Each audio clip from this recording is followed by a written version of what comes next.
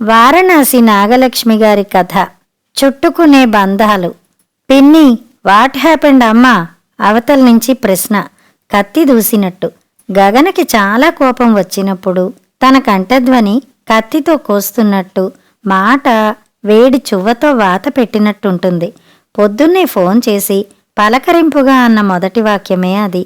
ఎందుకో దానికి అక్క మీద చాలా కోపంగా, చిరాకుగా ఉందని అర్థమైంది. గడియారం వైపు చూసా. నా యోగా క్లాస్కి టైం అయిపోతోంది. గగన, ఏమిటైందో చెప్పకుండా అలా అడిగితే ఎలా అమ్మా అన్నా. ఏమైంది దీనికి మళ్ళీ? ఈ మధ్య మరీ తల్లికి కూతురికి పడకుండా అయిపోతోందేమిటి? ఎవరైనా దేశంలో ఉన్నన్నాళ్ళు తల్లిదండ్రుల మీద చిరుబురులాడినా విదేశాలకి వెళ్ళాక ఎక్కడ లేని ప్రేమలో ఒలకబోస్తారే. నీకు వినేందుకు టైముంటే చెప్తాను. నిష్ఠూరం. 5 నిమిషాలుందే, నేను యోగా క్లాస్కి వెళ్తున్నాను. ఈ మధ్య పద్మాంటి వాళ్ళ ఇంటి ఎదురుగా 6:30కి అక్కడుండాలి. మాట్లాడుతూనే యోగా మ్యాట్ తీసి పెట్టుకుని మంచినీళ్ల సీసా నింపుదామని వంటింట్లోకి వెళ్ళాను. పిన్ని, ఇప్పుడు మీకు 6 గంటలే అయిందింకా 5 నిమిషాలు నడక. మనం 20 నిమిషాలు మాట్లాడుకోవచ్చు. ఇంత దూరం నుంచి నీతో అవసరం పడి ఫోన్ చేస్తే నువ్వొక 10 నిమిషాలు ఆలస్యంగా వెళ్తే మాత్రం ఏమైంది? అలకగా, డిమాండింగ్గా అంది. ఓసిని అనుకున్నాను. అలా కుదరదులే గాని విషయం ఏమిటో చెప్పు. నెక్స్ట్ ఫ్రైడే నా ఫ్రెండ్స్ 3 హైదరాబాద్ వస్తున్నారు పిన్ని. 1 వారం కోసం. ఇప్పుడు ఇంట్లో ఉంటున్నది అమ్మా నాన్న ఇద్దరే కదా. మామ కూడా ఇప్పుడు చిన్నమామ దగ్గరే ఉంటోంది. మా ఇల్లు పెద్దది కదా అని మా ఇంట్లో ఉండొచ్చని వాళ్ళకి చెప్పాను. అలా కుదరదు, ఎక్కడైనా హోటల్లో ఉండమని చెప్పు అంటోందిప్పుడు. I got a shock of my life. నేను కాలిఫోర్నియా వెళ్ళినప్పుడు వీళ్లల్లో ఒకళ్ళింట్లో ఉన్నాను 2 రోజులు. అమ్మ మాటిచ్చేశా కదా, ఈసారికి అడ్జస్ట్ అవ్వు. నెక్స్ట్ టైం అలాగే చెప్పొచ్చు అంటే కనీసపు కర్టెసీ కూడా లేకుండా నన్నడిగి మాటిచ్చావా అంటోంది. ఏమైంది ఈవిడికి? వింతగా ఉందే అన్నాను. సర్లే, నీ 5 నిమిషాలు అయిపోయినట్టున్నాయి, థ్యాంక్స్ అని టప్పున పెట్టేసింది. నాకు ఆశ్చర్యమే అనిపించింది. అక్కది ఇంటికే అంకితమైపోయిన గృహిణుల కోవ. బావగారు, 2 ఆడపిల్లలు, సుమన, గగన. వీళ్లే తన ప్రపంచం. కిందటి ఏడాది దాకా అత్తమామల బాధ్యత ఉండేది. మామగారు చాలా కాలం అనారోగ్యంతో తీసుకుని కిందటి వేసవిలో పోయారు. అత్తగారు విజయవాడ దగ్గర్లో ఏదో పల్లెటూర్లో భర్త పోయి ఒంటరిగా బతుకుతున్న తన చెల్లెలికి తోడుగా కొన్నాళ్లు ఉంటానంటే 6 నెలల క్రితం దింపి వచ్చారు బావగారు. అక్కడ పాడి పంట, ఇంటి వెనకే కాపురమున్న పనివాళ్ల కుటుంబం, పల్లెటూరి వాతావరణం ఇవన్నీ బాగా నచ్చేసి ఆవిడ అక్కడే ఉండిపోయారు. వీళ్లే అప్పుడప్పుడు కారులో వెళ్లి చూసి వస్తున్నారు. 2 పిల్లలకి మధ్య 8 ఏళ్లు తేడా. సుమన చదువు పూర్తయ్యే నాటికి గగన 10వ తరగతిలోకొచ్చింది. బావగారిది తరచూ ప్రయాణాలుండే ఉద్యోగం కావడంతో పిల్లల బాధ్యత పూర్తిగా అక్క మీదే ఉండేది. పిల్లల చదువులు కాదు గాని అక్కకి వాళ్లతో పాటు తను చదివినంత పని అయింది. ఇంటెడు చాకిరీ చేసుకుని మళ్లీ వాళ్ల పరీక్షలకి, ఇంటర్వ్యూలకి నిద్ర కాచి అడిగినప్పుడల్లా వాళ్లకి టీ కాఫీలు చేసిచ్చి, ఏదన్నా తినాలనుందంటే అప్పటికప్పుడు ఏదో ఒకటి తయారు చేసి అందించి, వాళ్లకి అవసరమైతే రికార్డులు, మిస్ అయిన క్లాసుల నోట్సులు కూడా రాసిచ్చి చేసి అలసిపోయింది. సుమన ఇక్కడే ఎంటెక్ చేసి తల్లి తండ్రి చూసిన సంబంధం చేసుకుని 24 ఏళ్లకే అమెరికా వెళ్ళిపోయింది. గగన అలా కాకుండా ఎంఎస్ చేస్తానని, ఆ తర్వాతే పెళ్లి అని పట్టుపట్టి కోరుకున్న చోట్ల సీటు రాక, వచ్చిన చోట ఫీ వెయివర్ ఏమాత్రం లేకపోవడంతో మూడీగా అయిపోయి చివరికి ఇంట్లో ఒప్పించి లోన్ తీసుకుని చదువుకి వెళ్ళింది. ఎంఎస్ అయినాక కూడా సరైన ఉద్యోగం రాక పీహెచ్డీలో చేరి 4 ఏళ్లయింది.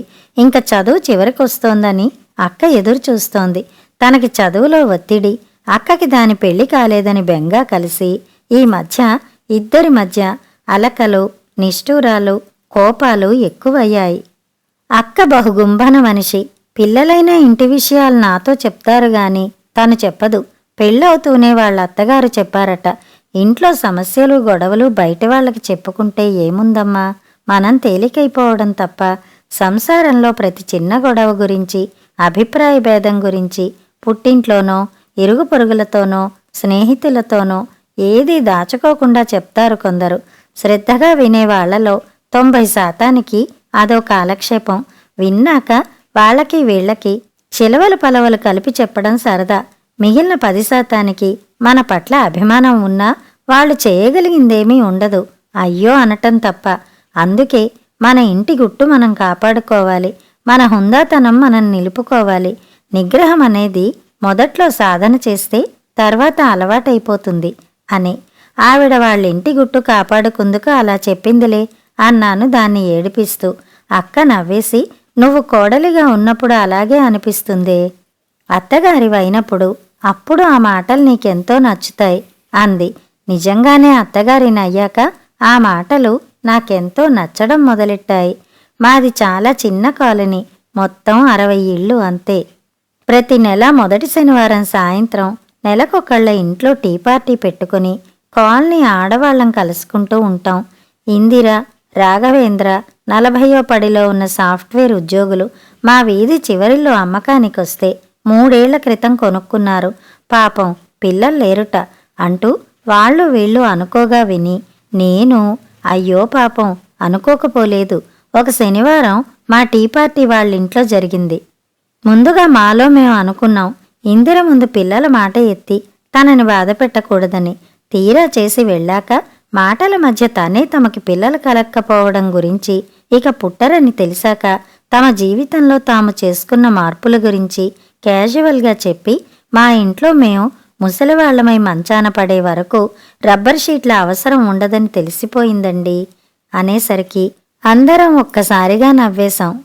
పిల్లలు, వాళ్ల బాలారిష్టాలు, చదువులు, పరీక్షలు, పెళ్ళిళ్ళు ఇవేవీ మా జీవితంలో ఉండవని తెలియగానే ఒక హాలిడే టైం షేర్ చేసుకున్నామండి. సమ్మర్లో ఒకసారి, వింటర్లో ఒకసారి 2 వెకేషన్స్కి తప్పనిసరిగా వెళ్తాం. వాటిలో ఒకటి వీలైతే మా తోబుట్టువుల కుటుంబాలతో పెట్టుకుంటాం. 2 ఏళ్లకు ఒకసారి ఒక ఫారిన్ ట్రిప్ వెళ్తున్నాం. ఈ మధ్య చూడాల్సిన దేశాలన్నీ రాసి పెట్టుకున్నాం, ఒక్కొక్కటే వరుసగా చూసి రావాలని అంటుంటే ఆ మొహంలో ఒక వింత మెరుపు. తనంత ఓపెన్గా మాట్లాడుతుంటే అడగాలనిపించి సూటిగా అడిగేశాను, ఇలా అని తెలిసాక కొంచెం కూడా నిరాశపడలేదా అని. గలగలా నవ్వేసి, పడ్డాం, పడకుండా ఎలా అవుతుంది అంది. ఎవరిని పెంచుకోవాలనుకోలేదా అడిగింది ఎదురింటి ఉమ. లేదండి, we both are happy with each other. ఇక బయట ఎవరో ఒకరికి పరిమితం చేయాలనుకోలేదు మా ప్రేమని. దిల్సుఖ్ నగర్లో అమృతబిందు ఆశ్రమం ఉంది కదా, అందులో పిల్లల కోసం ఒక యోగా టీచర్ని, ఒక సంగీతం టీచర్ని పెట్టి వాళ్ళ జీతాలు మేం పే చేస్తున్నాం. వాళ్ళ కోసం వెతుకుతున్నప్పుడే యోగిని మేడం పరిచయం జరిగింది. నిజానికి మాకు మేమిద్దరమే చాలు. సినిమాలు, షికార్లు, పుస్తకాలు, మ్యూజిక్ కాన్సర్ట్స్, డాన్స్ ప్రోగ్రామ్స్, అవసరాలకి సరిపడా డబ్బు, ఎవరి మీద ఆధారపడిపోనక్కర్లేనంత ఆరోగ్యం ఉండాలే గాని జీవితం హాయిగా గడపచ్చండి అంటుంటే, అంతేకాదు దంపతులిద్దరి మధ్య సఖ్యత కూడా ఉండాలి, ముఖ్యంగా ఎంతగానో కోరుకున్నవి జరగనప్పుడు అన్నాను. అంతా అవునవును అంటుంటే తను నిజమే అని ఒప్పుకుంది.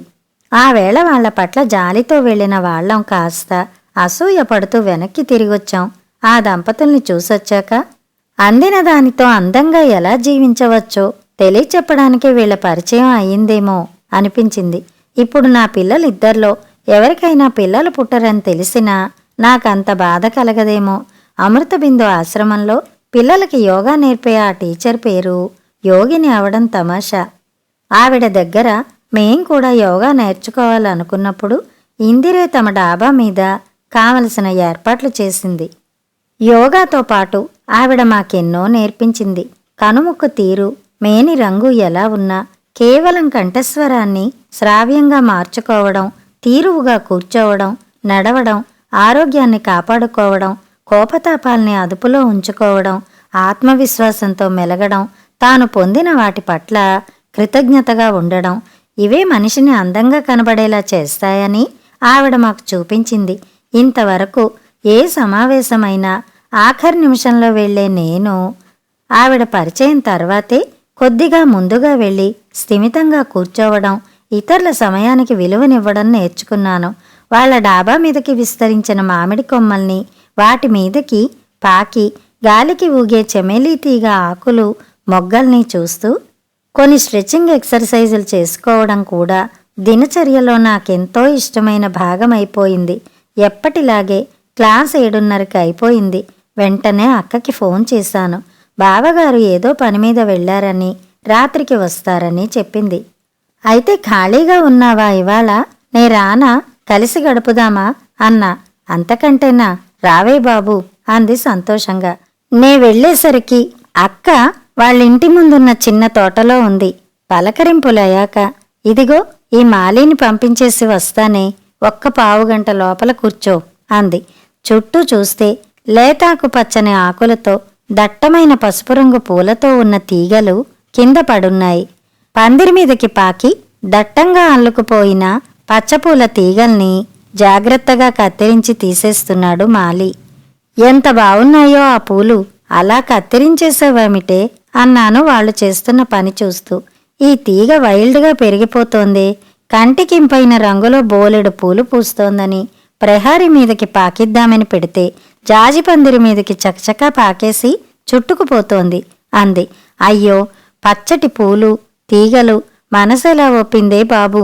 కాలి దగ్గర పడున్న పూల తీగని అపురూపంగా చేతిలోకి తీసుకున్నా. అదే మరి, ఆ పూల అందానికే ఇన్నాళ్ళు ఊరుకున్నాను గాని అది ఈ జాజితీగను బతకనివ్వడం లేదు. ఆ పూలు వీధికి ఇంటికి అందాన్ని ఇస్తున్నాయి నిజమే, కాని ఈ జాజితీగ దేవుడి పూజకి సజ్జ నిండా పూలిస్తుంది. నా వేలిముడిలోకి దోసెడు మొగ్గలిస్తుంది. దేనిదారి దానిదే. ఇప్పుడు మాత్రం ఏమైంది? ఈ మూల ప్రహరీ గోడ మీద జాలీలాగా కట్టించాను చూడు, దానిమీదకి లాగి కట్టాం. ఇప్పుడే నెల రోజుల్లో దానికి అల్లుకుని దాని మానాన అది బతుకుతుంది. ఈ జాజితీగ కూడా ఊపిరి పీల్చుకుంటుంది అని, దా వేడిగా ఏదైనా తాగుదాం అంటూ వంటింట్లోకి దారి తీసింది. పొద్దున్న గగన ఫోన్ చేసింది అన్నా. ఏమిట్టా అంది తల తిప్పి చూస్తూ. తన పెదవుల మీద కనీ కనపడిన ఒక నవ్వు. ఎందుకే అలా చెప్పావు? దాని ఫ్రెండ్స్ వస్తుంటే ఇంత పెద్ద ఇంట్లో ఒక వారం రోజులు ఉండడానికి చోట్లేదా? అది కాలిఫోర్నియాలో వాళ్ళ ఇంట్లో ఉన్నానని కూడా చెప్పింది కదా. దాన్ని వాళ్ళెంతో బాగా చూసుకున్నారని. కావచ్చు బాను, వాళ్ళని పిలిచి దాని ఇంట్లో హోస్ట్ చేయమను. అది ఎంజాయ్ చేసిన సౌఖ్యాలకి నేను బదులు తీర్చాలండమేమిటి అంది చాలా మామూలుగా. నాకు షాక్ లాగా తగిలింది. అదేమిటి? అదెవరి నీకు? పరాయి దాని గురించి చెప్పినట్టు చెప్తున్నావు. పిల్లల వెనకే వాళ్ళ అవసరాలన్నీ తన్నెత్తినేసుకుని తిరిగిన అక్కేనా ఇది? కళ్ళు అప్పగించి చూశాను. ఎవరా? 30 దాటిన కూతురు. అదే నా అమెరికనైజ్ అయ్యేది, నేను అవ్వకూడదా అని చిన్నగా నవ్వి, ఇలా అది ఎవరో ఒకరి ఫేవర్స్ తీసుకోవడం, అవన్నీ నేను తీర్చడం నాకు కొత్తేం కాదే. దాని ఫ్రెండ్స్ వస్తే వాళ్ళు మన ఇంట్లో మనుషుల్లాగా ఉంటారనుకున్నావా? వాళ్ళకి మన భారతీయ వంటలు రుచి చూపించాలి. మసాలా దోశలు, ఆలు పరాటాలు, పెరుగు వడలు ఇవన్నీ పెట్టాలి. మీ బావ రిటైర్ అయ్యారు కదా, ఊళ్ళో టూరిస్ట్ స్పాట్స్ అన్నీ చూపించాలి. ఎందుకు? వీళ్ళు అక్కడికెళ్ళి దానికి కృతజ్ఞతగా ఉండడానికి. అప్పటికి ఊరగాయలు, పొళ్ళు, తినుబండారాలు 6 నెలలకోసారి కొరియర్ చేస్తూనే ఉంటాం. ఏం కావాలంటే అవి అడిగి చేయించుకుంటుంది. కానీ సంతృప్తి లేదే ఏం చేసినా. థ్యాంక్స్ అన్న మాట లేదు దాని నిఘంటువులో. నిజమే, చిన్నప్పటినుంచి గగన కావాలన్నది డిమాండ్ చేసి చేయించుకునేది. కానీ మరీ అక్క చెప్తున్నట్టుగా అంత సెల్ఫిష్గా మాకెప్పుడూ అనిపించలేదే. 2 ఏళ్లు ఎంఎస్ చేసింది. సగం ఫీజు మేమే కట్టాం. లివింగ్ ఎక్స్పెన్సెస్ మేమే పంపాం. ఏడాదికోసారి వచ్చింది గత 6 ఏళ్లుగా. నీకు తెలియంది కాదు. అనుకున్నట్టు ఉద్యోగం రాలేదని పీహెచ్డీకి చేరింది. వచ్చే డబ్బు విరివిగా ఖర్చు పెట్టుకుంటోంది గాని మాకైనా ఖర్చులో కొంతైనా ఇద్దామని లేదు. రిటైర్మెంట్ కోసం దాచుకున్నది దానికి ఖర్చు పెట్టాం. ఎంఎస్ అయ్యాక 2 ఏళ్లు నాంచి మేం చూసిన సంబంధం అల్లా కాదని, చివరికి ఎవరినో ఇష్టపడ్డానని ఒప్పుకోమని పోరింది. నష్టపోయింది నా టైం కదా. దానికి మాకిష్టం లేకపోయినా నీ ద్వారా మమ్మల్ని ఒప్పించింది. మా అమ్మ తాతగార్ల మనసులు నొప్పించింది. ఎంగేజ్మెంట్ అయ్యాక వాడితో పడ్డం లేదు, వాడితో పెళ్లి కుదరదని తేల్చుకుందుకు మళ్ళీ 2 ఏళ్లు ఇంకేవో బెడిసికొట్టాయి. ఇప్పుడు మళ్ళీ మేం చూసి కుదర్చాలనుంది దానికి. కానీ అక్కడుండి దీని తిక్కలతో సర్దుకునేవాడు కావాలి. నాకు మీరేం చూడక్కర్లేదు, నా సంగతి నేనే చూసుకుంటాను అని ఇన్నాళ్ళు అన్నాక ఇప్పుడు మీరు చూడండి అనడానికి నామోషి. మా బాధ్యతలు అయ్యాయని ఊపిరి పీల్చుకోవాలని మాకు ఉంటుందిగా. నాకిప్పుడు 60 ఏళ్ళు, పిల్లల చదువులు, పెద్దదాని పెళ్లి పురుళ్ళు, ఆసుపత్రి ఇల్లు అన్నట్టు 4 ఏళ్ల పాటు సాగిన మామగారి అనారోగ్యం ఇలా గడిచిపోయింది ఇన్నాళ్ళు. దీని పెళ్ళై బాధ్యతలు పూర్తయితే నా కోసం ఎన్నో చేసుకోవాలనుంది. ఉండి ఉడిగి ఏదో ఒక పని పెడుతూనే ఉంటుంది ఇలా.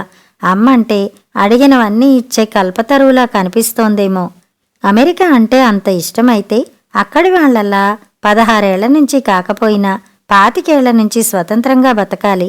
ఏదైనా కావాలంటే అడిగే పద్ధతి ఒకటి ఉంటుంది కదా బాను.